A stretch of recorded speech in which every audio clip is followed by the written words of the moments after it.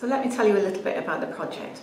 The full title is the Values Charter for Healthcare Curricula, but we'll probably refer to it as the Professional Values Project or the project. It's about the development of an online learning resource to support learning and internalisation of the NHS values for all students undergoing professional education under Health Education England. It's one of the delivery mechanisms for the Health Education England mandated requirement to ensure that all pre-registration programmes reflect the values within the NHS Constitution. So this is an easy way for all of us to do that. It's a development of the UEA's Professionalism Charter, which we've been using since 2011 and has proved to be quite successful. The purpose of the Charter is to define professionalism for students so that they know what it's all about. And it's to provide them with a tangible framework to map changes in their professional attitudes and behaviours, and to highlight for them the areas that they might like to develop. Students accumulate evidence of their growth in 19 identified responsibilities, and they keep that within their portfolios in whatever guise a portfolio takes. The project is the result of a collaboration across the 6 universities within the east of England under the auspices of HEE. So that includes ourselves, the University of East Anglia, and also the University of Hertfordshire, University of Suffolk, Anglia Ruskin University, University of Essex, and the University of Bedfordshire. The project aims to provide students with information on the character of professional values within the context of the NHS Constitution. And it also provides students with the opportunity to record the development of their skills. So it's actually a very positive thing to allow them to record the 99% of the time when they're actually doing things perfectly fine. If we have a think about why, or remind ourselves about why professionalism matters, well, of course it does matter, because caring for people, whether it's in a social setting, health setting, or in education, it has to have 3 key component parts. A service, if we're to provide it, has to be effective, safe, and acceptable. There's been a recognition lately that that last component of care, that being acceptable, has been somewhat undervalued. This has led to concern that professionals in health and social care don't really understand the values that society expects them to uphold, and that this can and has led to catastrophic failures in care, such as we've seen within the Mid Staffordshire Trust and Winterbourne. Unfortunately, such failings are neither new nor novel. There have been reports on care failures many times.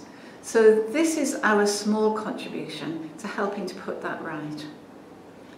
It's now recognised that we have to be very explicit with our students about the values that we expect professionals to uphold and how we expect these values to be demonstrated in their behaviours. Our project then aims to celebrate and enhance the professional behaviours of our students. So let's have a think about what actually makes professionals different. Why are they different from any other occupation?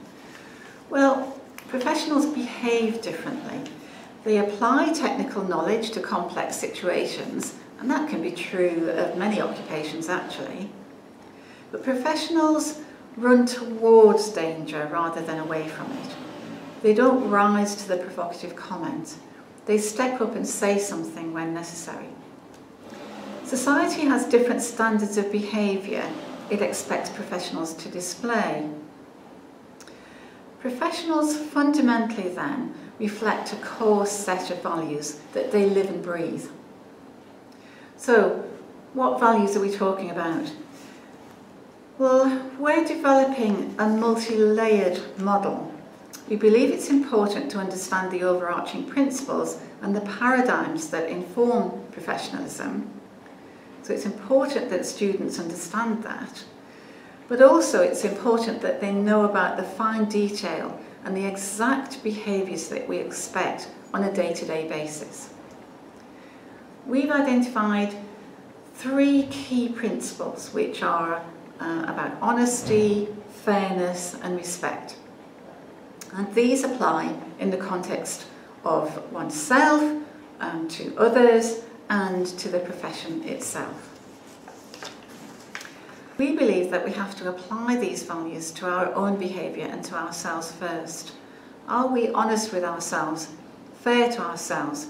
Do we respect ourselves? Because if we don't, then how can we demonstrate these behaviours for others?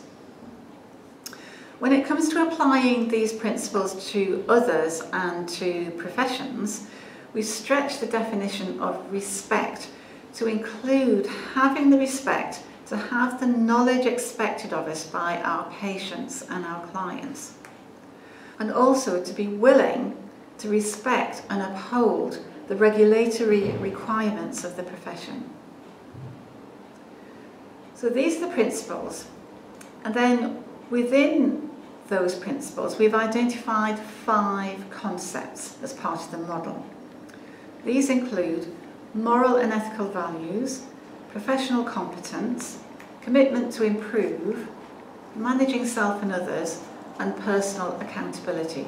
So we're gradually drilling down into the detail. These concepts are then broken down into a set of 19 skills. There's about 4 or 5 per concept.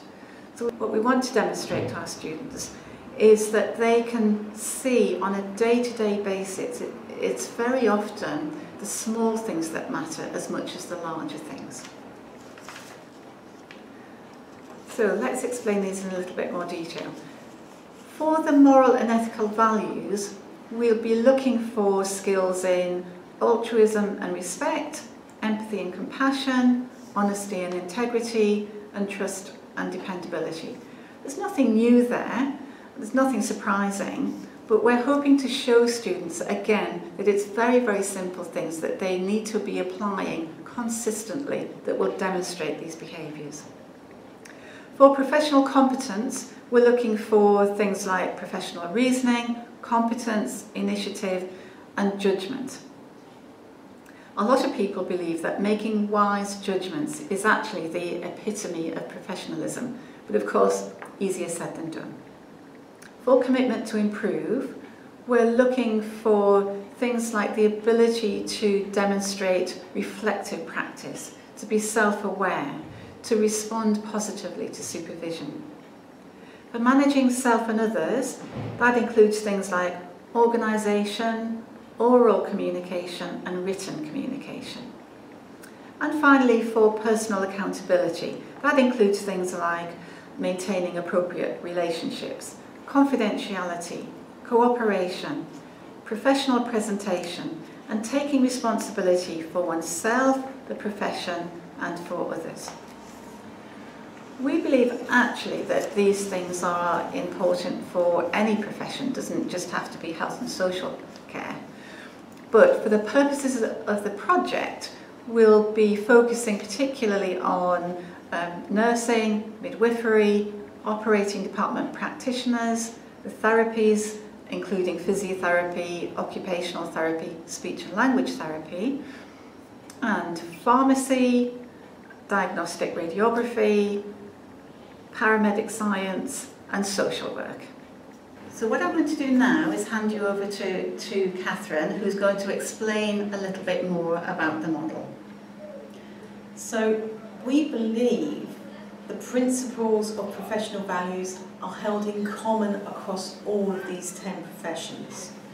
As professionals, we have to work together in multidisciplinary teams, so it's critical that those teams have a common understanding of core professional values, even if each person within that team would apply them using different specific skills depending on the different context of their own profession. So we're providing online resources for 3 stages of learning. beginning stage, where the focus is very much just on ensuring the students understand the concepts and definitions of the professional values, and exemplars are kept simple, about a single key value, and we're really trying to make sure we ensure good understanding. This is going to be available this September.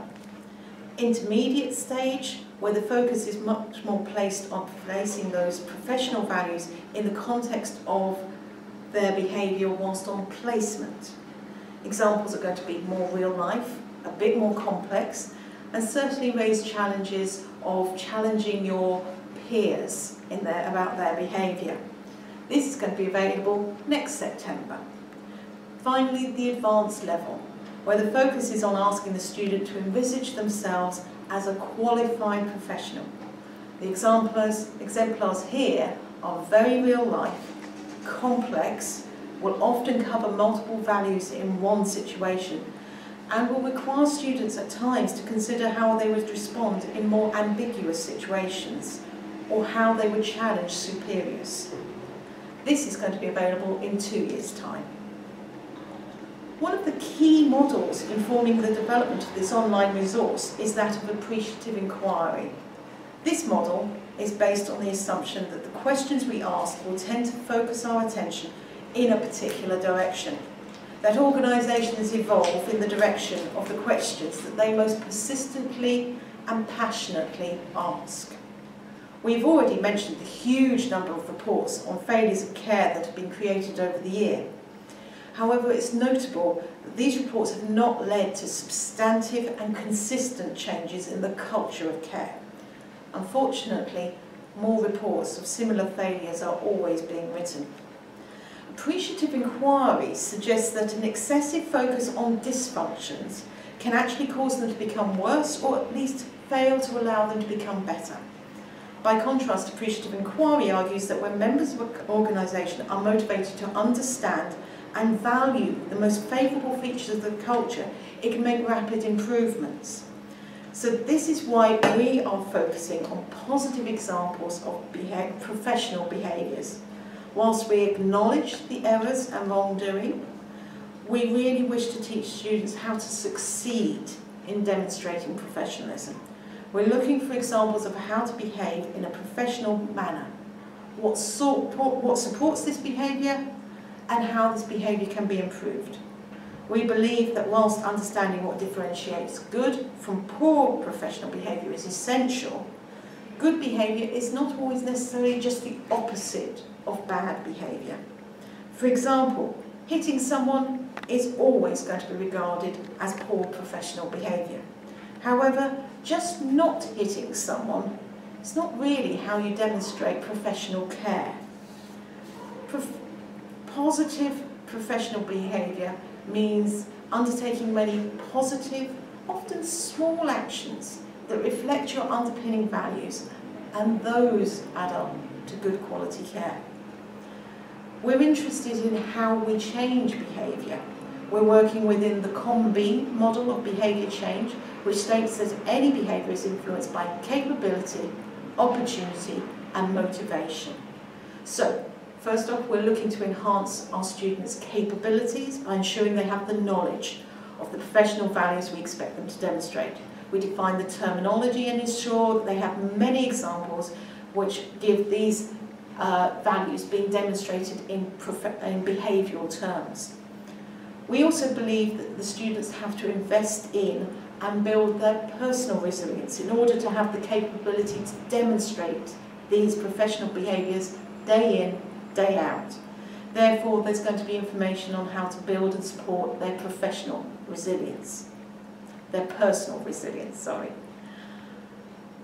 We will have multiple opportunities for demonstrating what professional values look like in professional practice. This helps them see the opportunities they have to demonstrate these values. The scenarios show key decision points where choices in response to a situation can lead to varying degrees of success and failure of professional values. We highlight that though some behaviours can be outstanding, what we actually expect of our students is more of the everyday, ordinary professional behaviours, but they're placed in the context of ordinary, everyday, stressful and complex situations. But that's sufficient. Finally, we give patients and clients the opportunity to speak of the impact of good practice. We hope this enhances students' motivation to change their behaviour. We would suggest that if a cup of tea is remembered 30 years later in great detail, it would suggest that it's not the quality of the brew that was important. We hope these stories of professional will motivate our students to demonstrate these behaviours more often. Research in behaviour change techniques has frequently identified that if interventions use multiple behaviour change techniques, they're more likely to be successful. Therefore, our modules are designed using a range of behavioural change techniques and to appeal to a range of learning styles. We are going to provide videos of patients, service users, staff and students talking about various aspects of professional behaviour. These will be all focused on positive exemplars, so students can really see how impactful getting it right can be. We're also going to use situational judgment tests, scenarios. These allow us to provide the students with a brief setup, which we then ask them to say, what would you do next? And provide them with 5 options ranging from good to bad. And the students' choices will vary according to their knowledge of the values, the context, and of course their interpretation of the scenario. So we very much emphasise that we're less interested on the student getting the right answer, and actually far more interested in their reasoning and their justification for how they made their choice. We hope that by providing these students these scenarios in a stress-free situation, that they can take time to consider how they would respond in real life. It's been shown in medicine, where situational judgment tests are far more widely used, that they are actually quite good predictors of actual behaviour in practice. The scenarios for the beginning level of the student, for the students, are placed in very much student context. Lectures, shopping, placements, and they're simple and relatively non-confrontational. At the intermediate level, the scenarios are more profession specific and will often be placed in the context of the students being on placement. They're more complex and they could require the student to challenge a peer's behaviour. At the advanced level, the scenarios are placed in the context of a student now being a qualified professional. The scenarios are complex and may even be ambiguous, and students will be expected to sometimes challenge peers, superiors and even systems. You, as lecturers, are welcome to use these scenarios outside of this online course, maybe as the starting point of group discussions. We've certainly used them this way, we find that they're very useful.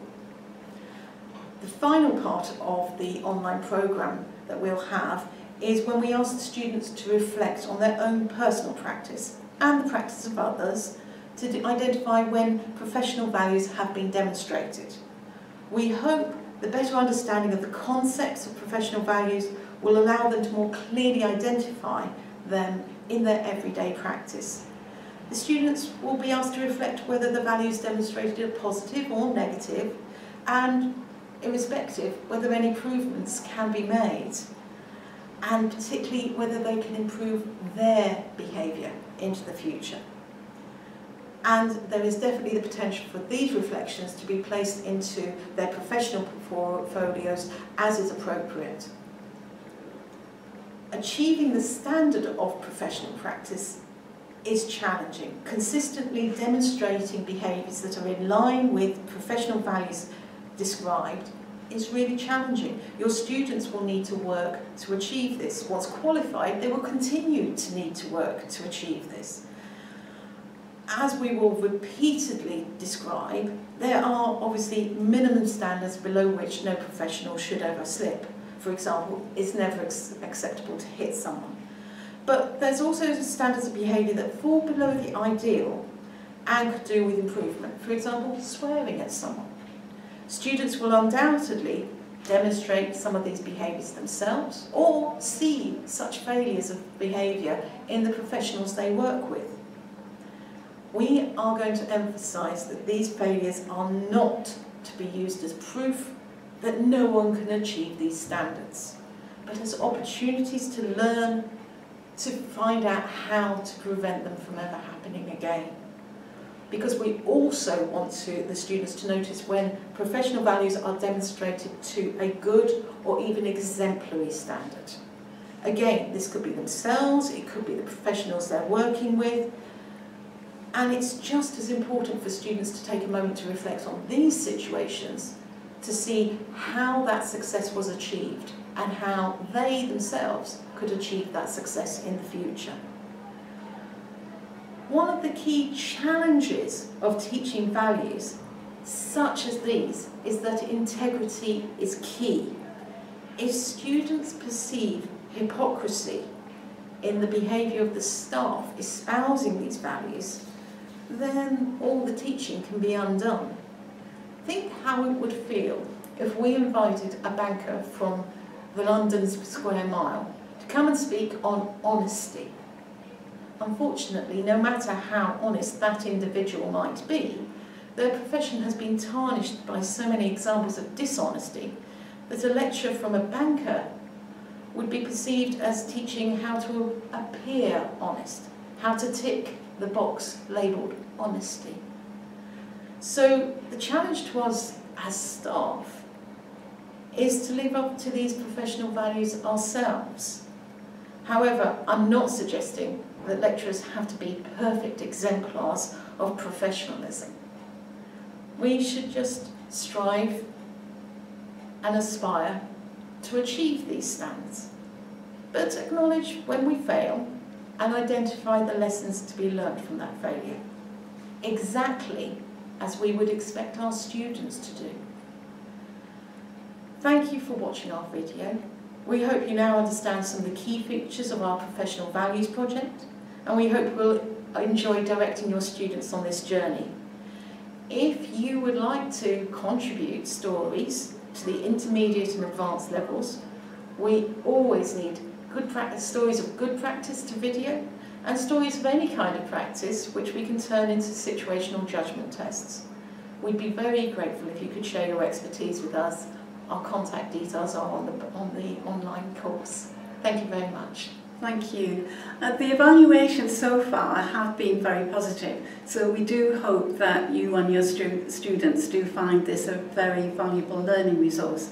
But as we said, it's an ongoing project, it's work in development, so the evaluations so far have been very positive, so we very much hope that you and your students find this to be a valuable learning resource. But it is work in progress, as Catherine has said, and we very much want to develop this further. So do work with us and try and explore the potential for this very interesting project. Thank you. Thank you.